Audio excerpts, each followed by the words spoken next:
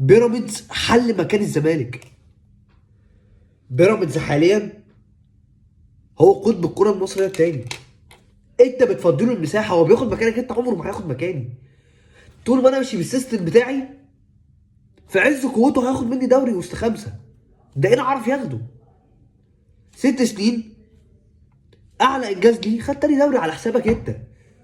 انت بتشارك في الكونفدراليه بقالك سنتين وهتلعب السنه الثالثه اهي بسبب بيراميدز. انت بتشجع بيراميدز، هو حبيبي زحلقك. هو خد مكانك، انت اللي بتدعمه. انت مش ناقص غير تروح تلبس الفانيلا بتاعته. هو خد مكانك انت، عمره ما هياخد مكاني. انت فرحان بيه؟ ها انت ضد الاهلي. هو خد مكانك انت. خلاص. النهارده بقى الماتش اللي هتتفرج فيه على كوره مش الاهلي والزمالك، الاهلي وبيراميدز.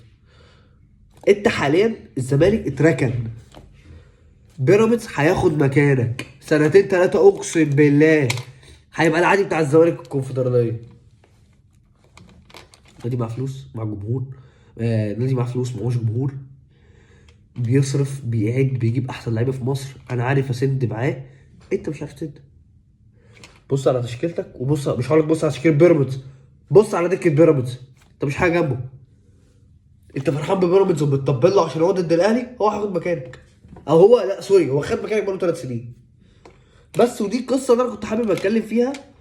وان شاء الله باذن الله لما يبان جديد نبقى نطلع نتكلم. وشكرا جدا ليكم.